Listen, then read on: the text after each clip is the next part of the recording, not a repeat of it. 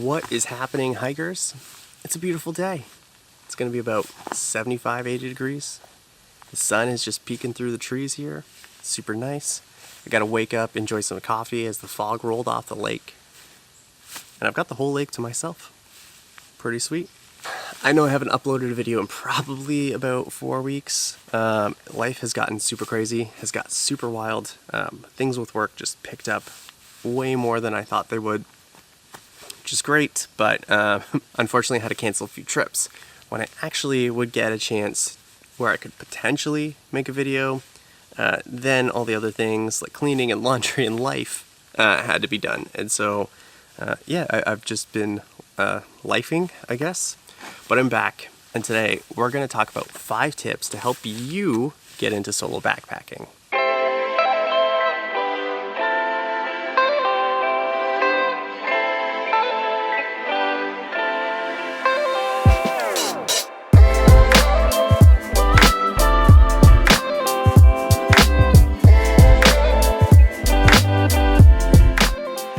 Tip number 1 is to know your gear. Now, when you're with a group of friends, if something doesn't work properly, one of your friends probably has a piece of gear that they can lend you. If your stove isn't working properly, or if your water filter isn't working properly, they can probably help you out. But when you're by yourself, you've only got you to rely on. If you have a brand new shelter that you haven't set up before, if you've never set up a trekking pole shelter before, make sure you try it at home first. Go to a park if you don't have a backyard. Go to your backyard if you do have a backyard. Try using your water filter at home, make sure your stove functions properly, and you understand how to use your gear. When you are by yourself and something isn't functioning, it could potentially put you in a really dangerous situation. That being said, know what's in your pack, and so I'll share what happened last weekend. So last weekend, I booked a super last-minute trip, literally 4 a.m. the day of. I knew that I was going to be about half an hour away from a trailhead for something for work, and I decided that I was going to go after work and then head home the next morning. So I rolled into the park about 6:30 at night.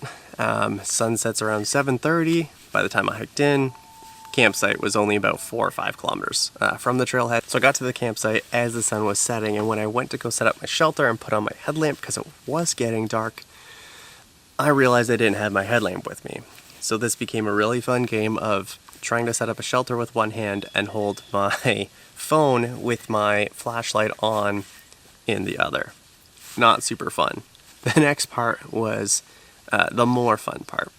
So shelter set up, got my sleeping pad blown up, put out my quilt, everything's good. So I set up the stove, turned it on, start boiling some water, open up my food. I went to go grab the spoon. And I realized I left my spoon at home.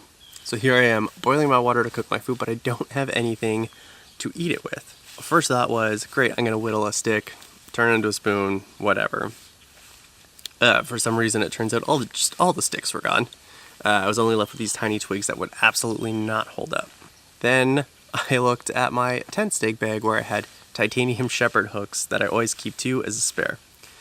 I gave those a really great sanitize, and I used them to eat as chopsticks, and let me tell you, titanium does not make a great chopstick, at least not when it's completely flat. But it functioned and it worked.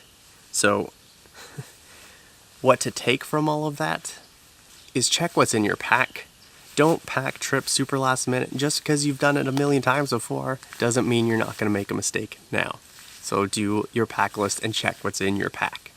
Tip number 2 is know your limits. You'll probably see some of the YouTubers, they post really big mile days. They're like, yeah, I did 25 miles, I did 30 miles, big days.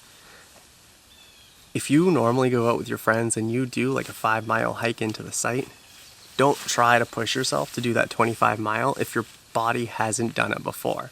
Not only could you potentially be in a situation where you now don't have the option of using a shelter, you can also put yourself at risk for injury.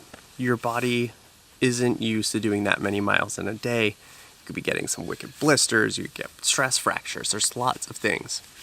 Build up to the bigger distance days, but don't try and kick off with them right away. All right, tip number 3 is to know yourself. And so, in normal life, if you go out to dinners by yourself or you go to the movies, you do things by yourself, it is different than being completely isolated on the trail. is this something that you can do and feel good and confident in? And if not, that's okay. Do I recommend trying it? Absolutely. But it's not for everyone.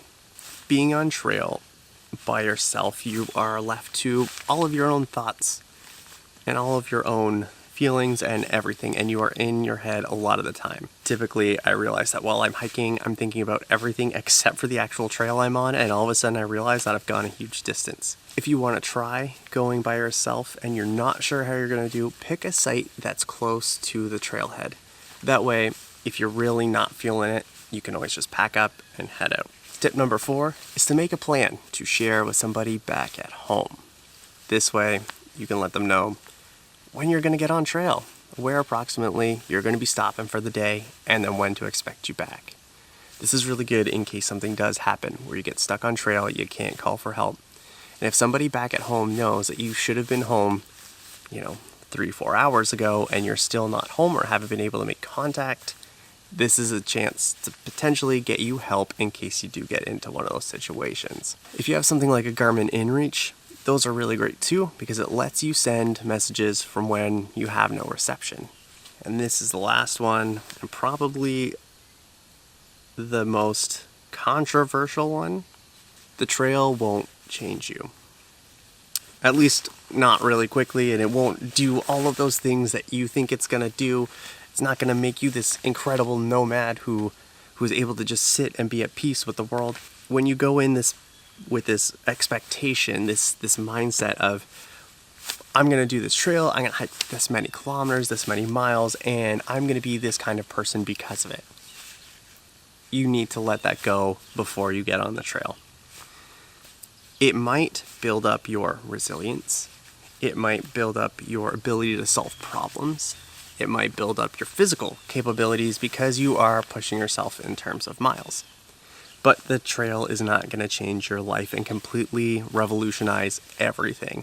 When you go home, those things are still there. They are still very much there. If you go into the trail with this mindset of, it's going to change me, I'm going to be able to do X, Y, and Z because I've done this trail, whether it's an overnight trip, whether it's a 5-day trip, whether it's a through hike of the Appalachian Trail, it will not fundamentally change who you are as a person.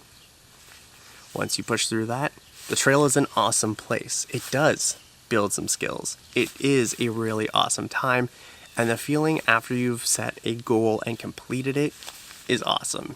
All right, folks, if you found this at all helpful, hit that subscribe button, hit that like button, click on the bell, get notifications every time I post a new video, which will become more regular again, I swear. But some gear reviews are coming soon, so stay tuned. Otherwise, I'll see y'all next time.